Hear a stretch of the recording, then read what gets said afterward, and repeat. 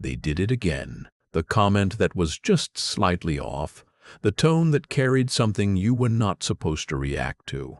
The dismissal was so casual that it had plausible deniability. The interruption mid-sentence that nobody else in the room even noticed. Or maybe it was larger than that. The promise that was not kept. The time that was not valued. The boundary crossed again after you thought it was clear. The moment you were made to feel small in front of people whose opinion of you matters. And now you are here, sitting with the familiar weight of it, asking the question you have asked before. How do I handle this without losing myself? Not how do I explode? Not how do I make this person feel as small as they made me feel? Not how do I win? How do I handle this in a way I will be proud of? In a way that actually changes something. In a way that does not cost me my dignity while I am trying to defend it. That question is worth taking seriously.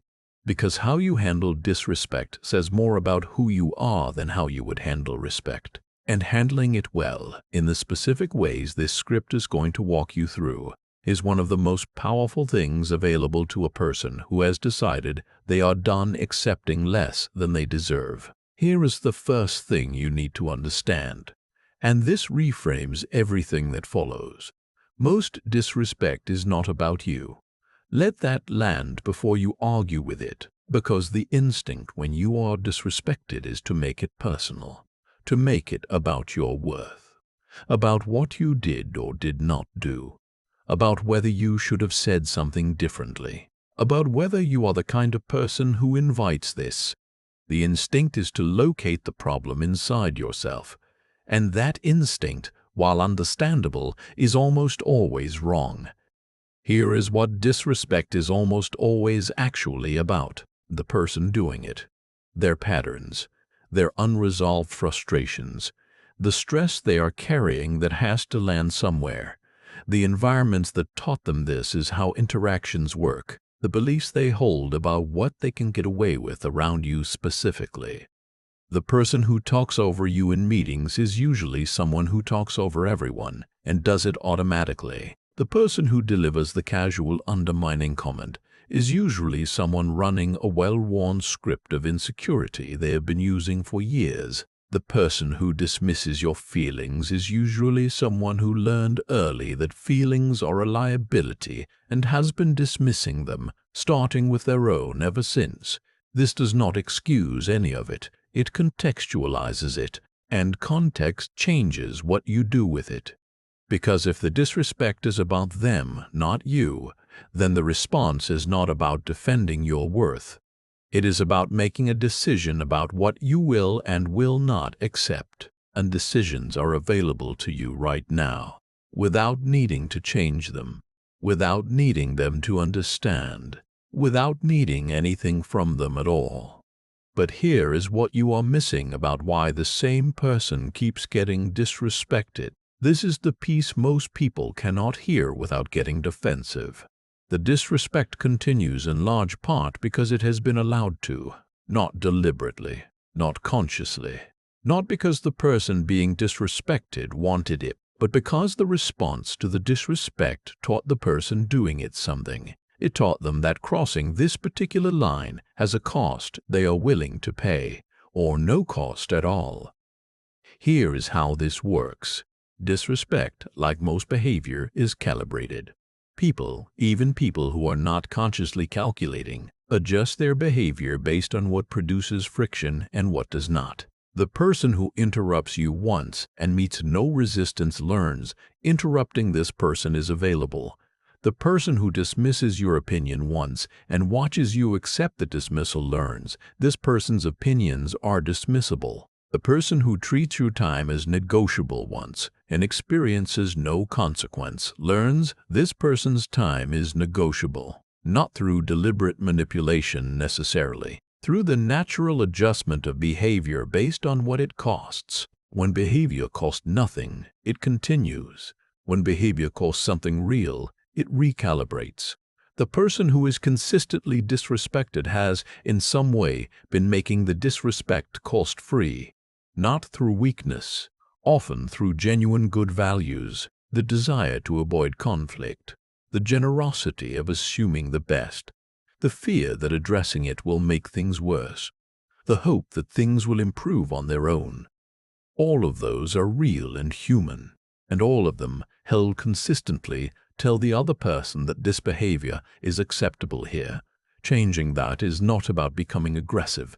It is about changing what the disrespect costs. Here is where it gets really important, because before we talk about how to respond to disrespect, we need to talk about something more fundamental: how to recognize it. Because one of the most common reasons disrespect continues is that it is genuinely difficult to identify in the moment, especially the subtle kind. The obvious disrespect is easy to see: the raised voice, the openly rude comment, the clear dismissal. Those are visible. They can be named. They can be addressed. The subtle disrespect is different. It arrives in small packages. Each one individually seems insufficient to address. Together, they constitute a pattern that is genuinely corrosive. Here is what subtle disrespect looks like: the tone that carries contempt while the words remain neutral, the comment that technically sounds like a compliment but leaves you feeling worse, the joke at your expense that you are supposed to take as humor, the agreement in the meeting followed by the undermining after it, the lateness that is consistent enough to be a statement but infrequent enough to be defended, the inclusion that is just barely enough to keep the peace while the exclusion that matters continues, the way your contributions are credited to the group but your failures are attributed to you individually. These things are real. If you feel them, they are happening. Your nervous system is picking up something real. And the most important first step in handling disrespect is giving yourself permission to name it honestly, not to anyone else yet, to yourself. This is disrespect. This is happening. I do not have to convince anyone else of it, but I am not going to pretend I do not see it. That naming is the beginning. Now here is something about the internal response to disrespect that most people never address. Because the external response, what you say and do, matters less than most people think. What matters more is what happens inside you in the moment disrespect arrives.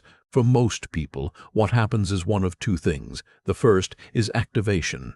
The disrespect lands and the nervous system fires. Anger, shame, the specific heat of being diminished in front of others, the urge to respond immediately, to defend, to make clear that this was not acceptable, to make the other person understand what they did. When activation rungs the response is rarely the one you would choose later. It is too big, too reactive, too driven by the feeling rather than the assessment. And responses driven by activation tend to give the other person something they can use. Your emotional state becomes the story. Your reaction becomes the focus. The original disrespect gets forgotten in the drama of the response, and you lose the power you had in the moment before you responded. The second thing that happens is collapse. The disrespect lands and something inside you deflates. The voice that says, "They are right," the familiar feeling of not being enough. The withdrawal into silence because speaking up feels too risky. The smile that covers the sting. The nothing that is done because doing something feels like more exposure. When collapse runs the response, the disrespect is absorbed without consequence, and the pattern continues. Neither activation nor collapse is the response worth having. The response worth having comes from a third place, a place of groundedness, where the disrespect lands, is recognized, is noted, and is met from a position of calm clarity rather than reactive emotion or resigned withdrawal. Building that groundedness is what makes everything else possible. Here is the midpoint truth. The most powerful response to disrespect is not anger, it is composure. Specifically, the composure of a person who knows their worth and does not need the other person's behavior to confirm it. Here is why composure is more powerful than anger. Anger signals that the disrespect reached you, that it found its target, that the person who delivered it had access to something real. Composure signals the opposite. It signals, you attempted to diminish me, and the attempt did not land where you intended. Not because you did not feel it, because your sense of yourself does not depend on whether they treat you well. That signal is genuinely disarming, because most disrespect is designed to produce a specific reaction. Either the defensive reaction that confirms the person being disrespected is insecure, or the explosive reaction that makes them look unstable, or the silent acceptance that confirms the disrespect was acceptable. Composure produces none of those. It produces something the person doing the disrespecting genuinely does not know how to navigate. A person who is simply not moved, who meets the disrespect with the quiet certainty of someone who knows they do not have to accept it, who has not collapsed, who has not exploded, who is simply there, clear, unaffected in the specific way that communicates, "This did not cost me what you thought it would." Let us get specific, because composure sounds good in theory. In practice, in the actual moment, it requires something concrete. The first concrete thing is the pause. When disrespect arrives, the pause is the most powerful tool immediately available. Not a dramatic pause, not a performance of being unbothered. An actual, genuine, internally real pause before response. 2 seconds, 3 seconds, long enough to break the automatic, long enough to prevent the activation or the collapse from running uninterrupted. In that pause, one question: what response here actually serves me?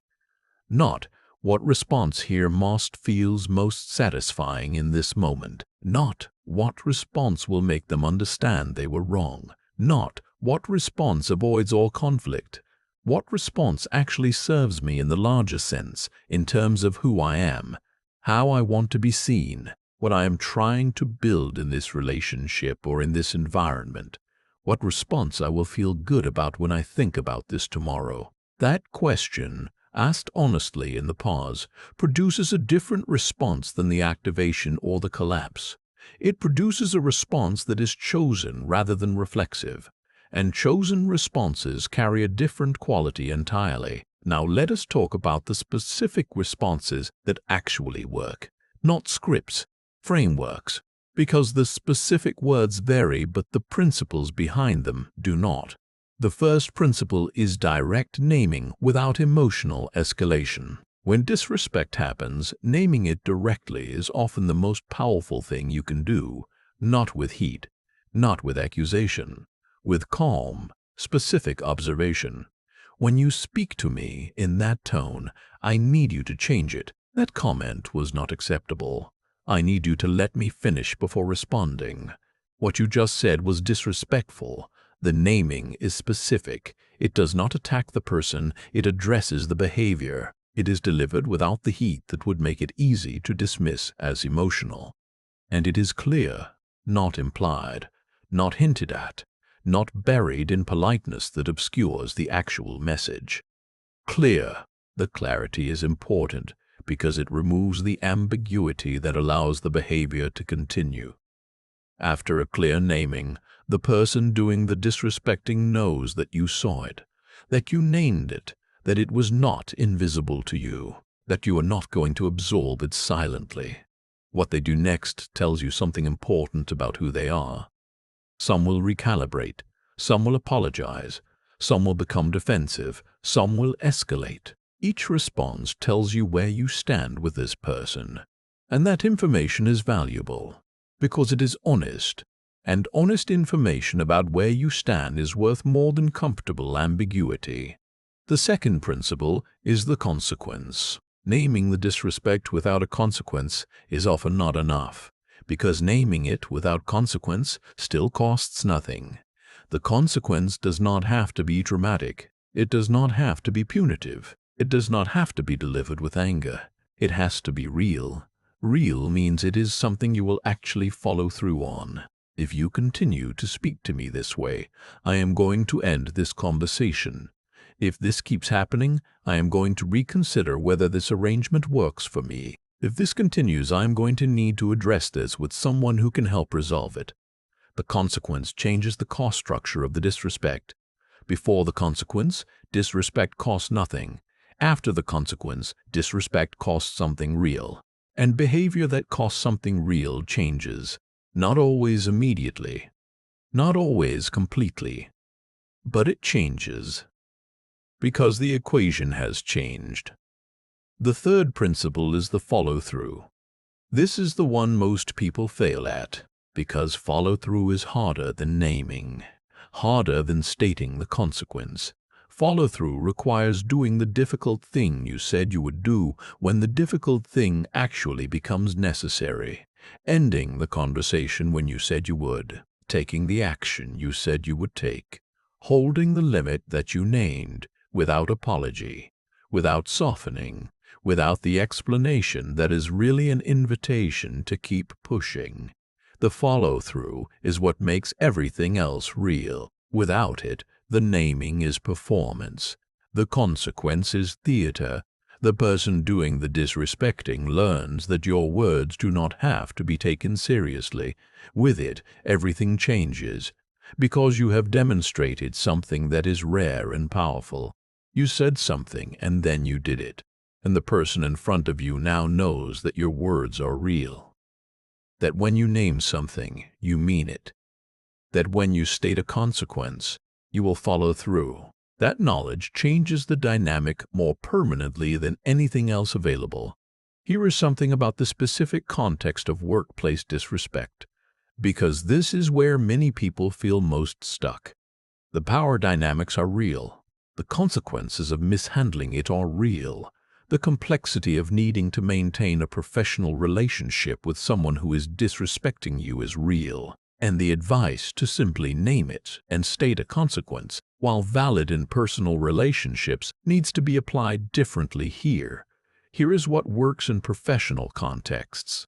The first is documentation. When disrespect happens in a professional context, document it. Not obsessively, not as a witch hunt. As honest record-keeping. Date. What was said or done? Who was present? Your response. Documentation does two things. It gives you a clear record that the pattern needs to be escalated, and it removes the gaslighting that often accompanies workplace disrespect. The memory of the specific instance does not get softened over time. What happened is clear. The second is the private conversation. Before escalating to management or HR, a direct private conversation is often the most effective first step. Not a confrontation, a clear, calm, professional statement. I want to talk to you about something that happened. When you did this in that meeting, it came across as disrespectful. I wanted to address it directly with you before it affects our working relationship. Private, specific, professional, without an audience. This gives the person the opportunity to recalibrate without losing face. And face, in a professional context, matters to people. The person who can recalibrate without losing face often will. The third is the escalation. When private conversation does not change the pattern, escalation is appropriate and necessary, not as revenge. As the appropriate use of available systems to address a real problem, you did what was expected of a professional. You addressed it directly. It continued. Now you use the systems available. Here is something about disrespect in close relationships, because this is where it is most painful and most complex. When the person disrespecting you is someone you love, the dynamic is different. The stakes are higher. The history is more loaded. The desire to make it work makes the naming harder. The fear of what naming it might cost makes the silence feel safer. But the silence is not safe. The silence is a slow accumulation of damage. Every disrespect absorbed without address is a small withdrawal from the account of genuine connection. Every limit not held is a small erosion of the foundation the relationship stands on. Every time you accept less than you deserve, you teach the person you love that less is acceptable. And the relationship built on the pattern of one person consistently accepting less is not a genuine relationship. It is a performance of one. The naming in close relationships requires the most care and the most courage. Care because the relationship matters, and the naming needs to be done in a way that invites change rather than creates defensiveness. Courage because in a close relationship, the naming carries real risk. The risk that the person you love does not see it, does not want to see it, responds to the naming with their own grievances, makes the conversation about them rather than the pattern you raised. Those are real risks, and they are worth taking, because the alternative, staying silent and absorbing, is a slower and more certain destruction.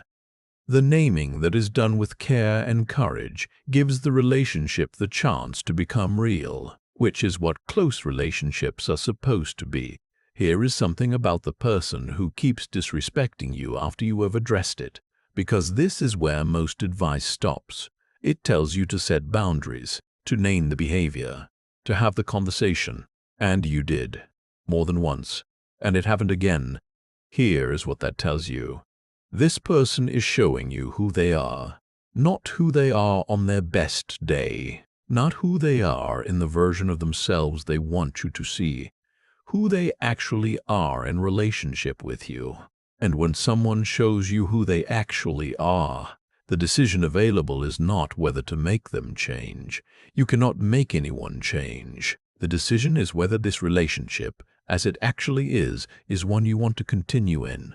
Not as punishment, not as ultimatum, as honest assessment. Does this relationship, as it actually exists, give you enough of what real relationships are supposed to give?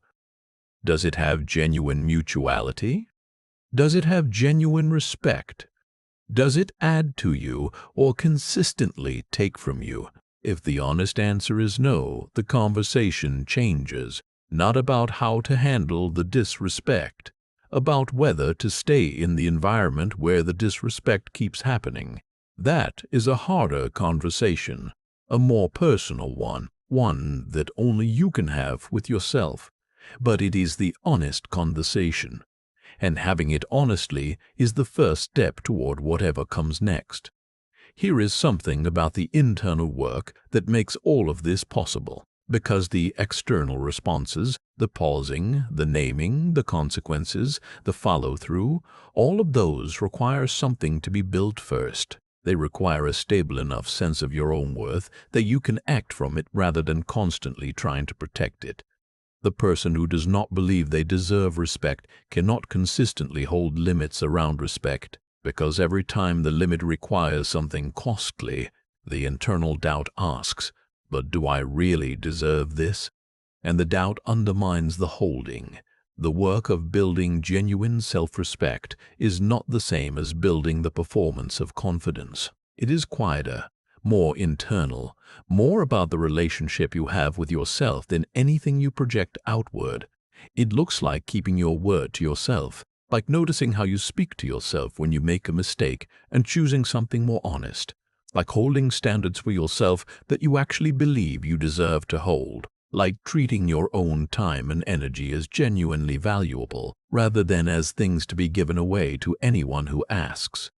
The respect you receive from others tends to track the respect you hold for yourself, not perfectly, not as a magic formula, but consistently enough to be worth examining honestly. If you are consistently receiving disrespect and consistently struggling to address it, the honest question is not only about the other people. It is also, what is the relationship I have with my own worth? Is my sense of my own value solid enough to stand on, or is it dependent on circumstances and other people's treatment in ways that make it fragile? That honest examination is not comfortable, but it is the most direct path to the thing that makes all the external responses sustainable, a self that does not need to negotiate with disrespect, because it is already settled about what it will and will not accept. Here is where we leave this, not with a script, not with a step-by-step plan, with the truth that changes how you move through every interaction where this matters. You teach people how to treat you. Not through lectures, not through conversations about respect, through the response you give to the first instance, and the second, and the consistent pattern of what you allow and what you do not. You are teaching right now. In every interaction where something slightly off happens and you absorb it without response, you are teaching. In every moment where your time is not valued and you accept that without naming it, you are teaching. In every instance where someone speaks to you in a tone that would be unacceptable from anyone else and you let it pass, you are teaching. The lesson is, this is available here. This can happen here without consequence. This person's limits are not real.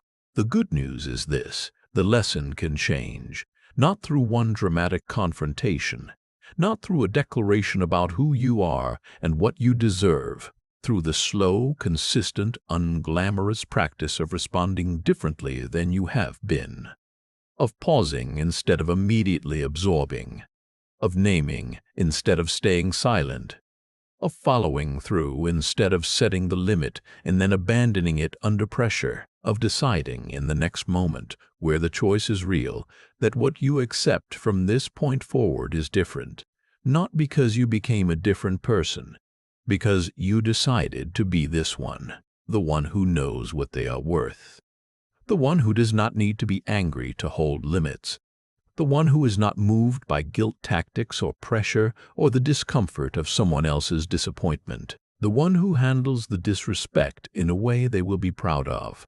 That version of you does not require better circumstances. It requires a decision made now and held. That is the whole thing.